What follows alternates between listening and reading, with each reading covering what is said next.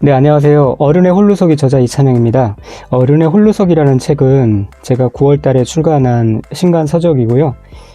흔들리지 않는 삶을 위한 단단한 공부법이라는 부제로 출간한 책입니다. 현재 각 서점에서 절찬리에 판매되고 있고요. 세 번째 시간이고요.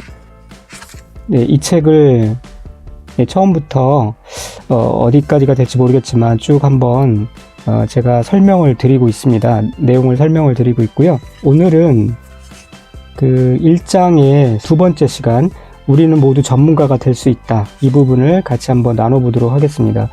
지난주에 1장의 나의 가치를 증명하는 길을 찾아가다 라는 것을 설명하면서 제 1장의 제1챕터 공부를 놓지 않아야 되는 이유에 대해서 말씀을 드렸습니다. 잠깐 요약해 설명을 하자면요. 우리가 그동안 수많은 내용들을 공부하고 학습을 했는데 우리가 원하는 만큼 그것이 성장의 결과로 연결되지 않은 문제에 대해서 좀 의문을 제시를 했고요. 그 이유가 뭘까 생각해 보면 분명 그 지식의 양이, 학습한 양이 부족한 게 아니라 좀 방법상의 문제가 있지 않았을까, 그런 생각을 하게 되었고, 네, 그게 원인이 아닌가 그렇게 분석을 했었습니다. 그러니까 우리의 배움이 어떤 방향이나 초점이 없이 중구난방이었고, 또 효율적이기도 또 효과적이지도 않았다라는 데 문제가 있었다는 거죠. 그래서 이제 100세 시대이고 공부를 우리가 해야 되는데 어떻게, 어떤 방법으로 효과적으로 할 수 있을 것인가 하는 것이 굉장히 중요한 문제가 되었다라는 거죠. 시간도 없고요. 또 우리가 다 급한 상황이니까 그렇다는 거죠. 그래서 우리가 이제 공부를 해야 되는 게 이제 당면 과제인데, 이 공부라는 것이 단지 마음의 위안을 얻고 상식을 넓히기 위한 것이 아니라 실제로 나의 어떤 지금까지의 경험들을 자산으로 해서 그 경험들을 기반으로 좀 더 나은 전문성을 개발하는 때까지 이르러야 되는 것이 이제 구체적인 우리 성인의, 어른의 공부 방법이어야 된다라는 얘기죠. 그것이 왜 또 필요하냐면, 보다 나은 후반전의 삶을 위해서, 의미 있는 후반전의 삶을 위해서 꼭 필요하다는 그런 개념이었습니다. 그래야 좀 더 나은 그 후반전의 삶을 살 수 있고, 그 일을 통해서 구체적으로 부가가치를 또 얻을 수 있기 때문에 그렇다라는 얘기를 했었고요. 그래서 이제 공부를 해야 되는데, 공부라는 것은 미래에 대해서 불안해하고만 있는 것이 아니라 구체적으로 지금 당장 내가 할 수 있는 가장 좋은 투자라는 거죠. 그런 투자를 통해서 내 경쟁력이 커지면 그것이 어디로 도망가는 것이 아니라 그대로 내게 남아서 부가가치 창출에 큰 역할을 감당할 수 있을 것이라는 얘기고요. 그렇게 나의 전문성을 개발하자라고 하는 것이 이제 1챕터에서 얘기했던 주요 취지였습니다. 자, 그러면 두 번째 챕터에서는 그 전문가라는 것의 개념에 대해서 좀 같이 한번 나누어 보고 있는데요. 제목을 우리는 모두 전문가가 될 수 있다라고 그렇게 얘기를 하고 있고요. 이 아침 공부, 그러니까 아침에 제가 이 책에서 소개해드리는 습관을 가져가시면 그 아침 공부를 통해서 전문적인 지식을 쌓을 수가 있고, 그것을 통해서 전문가가 될 수 있다라고 그렇게 얘기를 하고 있습니다. 자, 먼저 이제 끊임없이 바뀌는 전문직의 의미에 대해서 좀 같이 한번 생각해 봤으면 좋겠어요. 이전에도 그랬고요. 지금도 마찬가지고 앞으로도 마찬가지죠. 어떤 때이든 어떤 시대이든 전문가가 꼭 필요한데요. 왜냐하면 이 전문가가 존재할 수 있는 근거는 대부분의 사람은 일상의 모든 문제를 해결할 수 있을 만큼 전문 지식을 갖출 수 없기 때문이죠. 이것이 바로 이제 전문가가 존재할 수 있는 근거가 되는 것이고요. 그래서 이 전문가라는 사람들은 사회의 다양한 영역 중 특정한 분야에서 어떤 특정한 지위를 부여받고 일부 지식을 독점한 권리를 가지고 있어요. 그래서 우리가 익히 이제 1차적으로 전문직으로 생각해 볼 수 있는 것이 의사, 법률가, 교사, 회계사, 세무 전문가, 경영 컨설턴트, 건축가, 언론인, 종교인 같은 사람들이죠. 그리고 여기에다가 공무원까지 포함할 수가 있고요. 그래서 리처드 서스킨드와 데니얼 서스킨드의 저서 전문직의 미래라는 책에 보면은 이 전문성은 새롭고 더 나은 방법으로 사회 안에서 공유되며 전문직은 끊임없이 해체될 것이다 라고 그렇게 얘기를 하고 있어요. 그러니까 그 영역이 세분화될 거라는 얘기죠. 그리고 그렇게 되어 가는 데에는 이제 그 인쇄 기반 산업에서 기술 기반 인터넷 사회로 그렇게 급속하게 사회가 변화되고 있기 때문이라고 그렇게 얘기를 하고 있고요. 특히 이제 갈수록 인공지능과 같은 자동화 기계가 점점 발달하면서 이제껏 전문가의 고유 영역이었던 작업 대부분을 수행할 수 있게 되기 때문이다 라고 그렇게 분석하고 있습니다. 물론 저는 아무리 자동화 사회로 발전된다 할지라도 전문직 자체가 사라지는 일은 결코 없을 것이라고 생각합니다. 다만 그 변화되는 흐름에 맞게 경쟁력을 갖추지 못한 사람은, 그런 전문직 종사자는 도태되고 전통적인 전문직의 숫자는 현저히 줄어들 수 있겠죠. 또 이 말은 기존의 어떤 그 전문직 범위에 속하지 않는 사람이라 할지라도 자신의 준비여에 따라서 기존에 전문직에서 파생되어진 다양한 그러한 전문 분야의 요구들을 충족하면서 그 새로운 기회들을 얻게 될 수 있을 것이라고 생각합니다. 그러니까 이 말은 무슨 말이냐면, 우리가 기존의 전문직 종사자든 아니면 새롭게 전문직으로 발돋움하려는 우리가 알지 못하는 어떤 특정 분야의 전문직 종사자이든 똑같이 적용될 수 있는 것인데요. 만약에 우리가 인터넷 검색만 해서도 얻을 수 있는 그런 지식들, 그런 단계의 지식들로 무장하고 있는 전문가라면 이제 설 자리를 잃을 수밖에 없다라는 거죠. 지금 때가 어느 때인가요? 뭐 검색만 해도 웬만한 지식은 다 접근할 수가 있고요.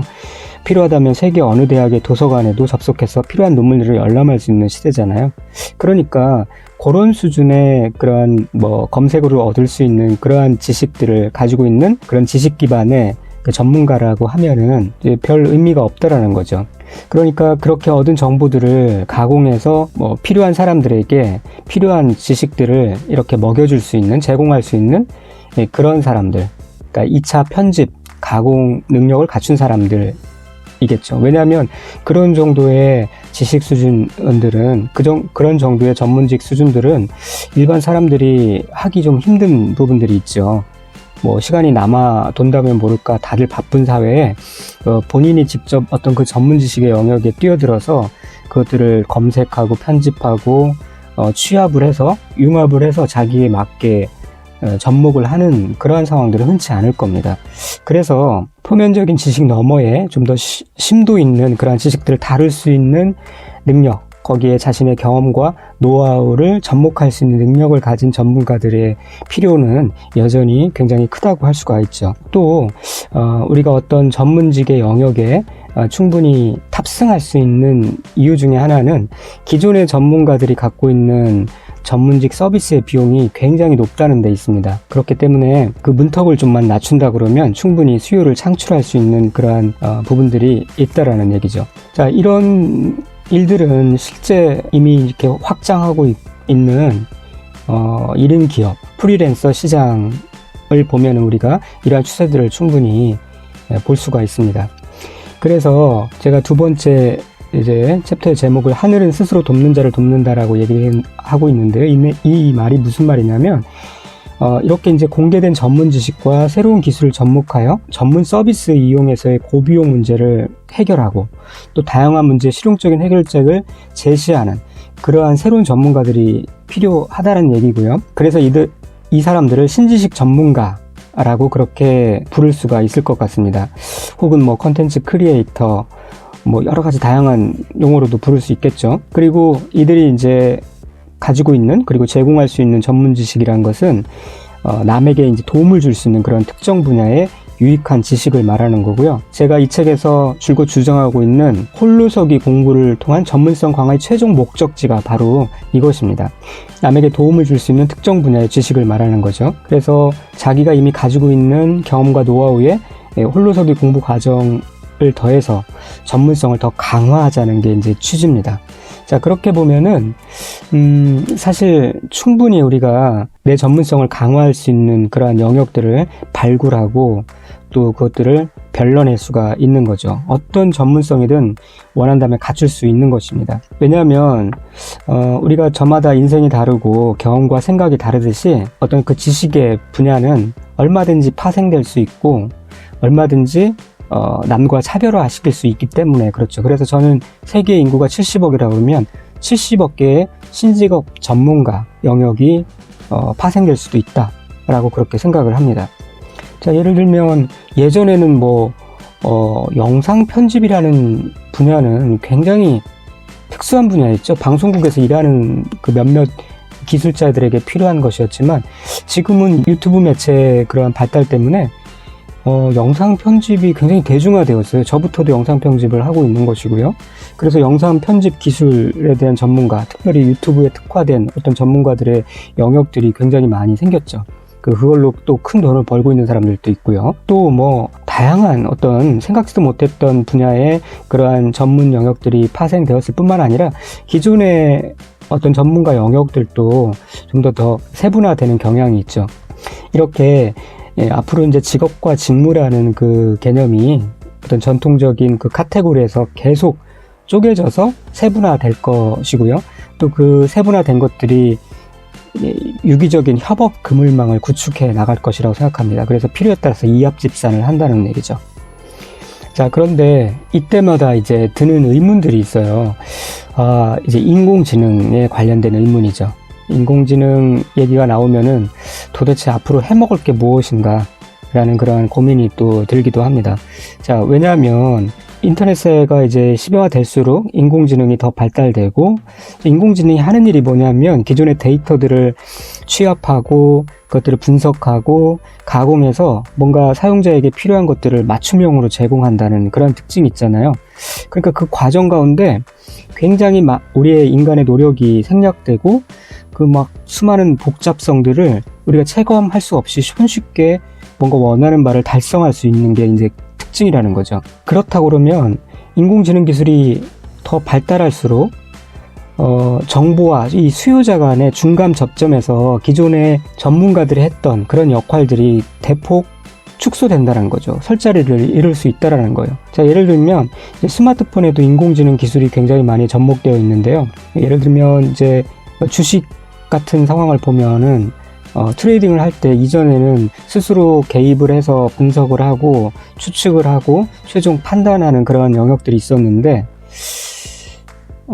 이제는 그 모든 일들을 스마트폰에 적용된 인공지능, 그 트레이딩 기술에 접목된 인공지능이 그것들을 하고 필요할 때 내게 바로바로 이제 기회가 나타났을 때 제안해주는 시스템으로 이제 변화되고 있죠. 그러면 최종적으로 사고 팔 것은 내가 결정하면 되는 것이고요. 아니면 그 결정까지 해서 자동으로 트레이딩까지 해주는 그러한 서비스들도 있죠.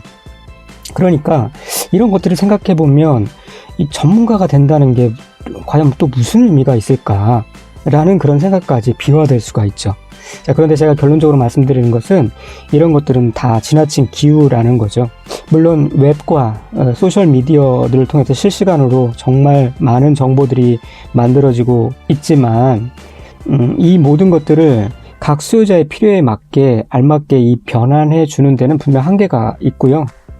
또 그 한계는 앞으로도 마찬가지일 거라고 생각합니다. 그리고 어떤 때라도 특정 분야에 준비된 전문가가 필요하다라는 거죠. 이제 계속 나올 거지만 인공지능의 어떤 한계에 대해서도 얘기를 책에서 하고 있는데요. 인공지능이 할 수 있는 굉장히 강점이 있죠. 우리보다 뛰어나게 할 수 있는 강점이 있는 반면에 인공지능은 또 태생적인 한계를 갖고 있는 부분이 있기 때문에 인간이 할 수 있는 분야와 그리고 인공지능이 할 수 있는 분야 그 강점을 각각 잘 활용하는 것이 중요하지 인공지능이 인간의 영역까지 다 침투해서 내가 할 영역이 없다라고 그렇게 지나친 두려움 때문에 나의 노력을 게을리한다거나 내가 할 수 있는 영역에 대한 도전을 또 포기한다는 것은 정말로 어리석은 일이라고 생각합니다. 그래서 그 부분에 대해서 이제 책에서 굉장히 많이 좀 다루고 있어요. 앞으로 좀 살펴보도록 하고요. 어쨌든 특정 분야에 준비된 전문가, 사람이 할 수 있는 영역의 일들은 얼마든지 있다. 예, 그래서 그것을 준비하고 공부하는 것에 따라서 새로운 미래를 열어갈 수 있다. 그 과정에 홀로서기 공부가 또 그런 미래를 준비하는 시간이고 굉장히 좋은 방법이다 라고 그렇게 얘기를 할 수 있습니다. 로버트 W. 올슨은 이렇게 말했죠. 어디로 가고 있는지를 모른다면 우리는 결국 전혀 다른 곳에 도착할 것이다 라고 얘기를 했습니다. 그렇게 떠밀려 가지 않고 내가 원하는 도착지를 설정하고 그 도착지에 도달하기 위해서 최선을 다해서 준비하고 공부하고 또 오늘 걸어야 될 분량만큼 성실하게 걸어가는 것, 그것이 굉장히 중요한 것 같다라고 그렇게 생각합니다.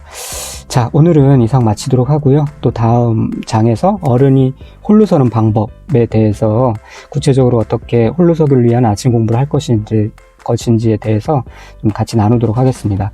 오늘은 이상 마치도록 하고요. 다음에 또 뵙도록 하겠습니다. 감사합니다.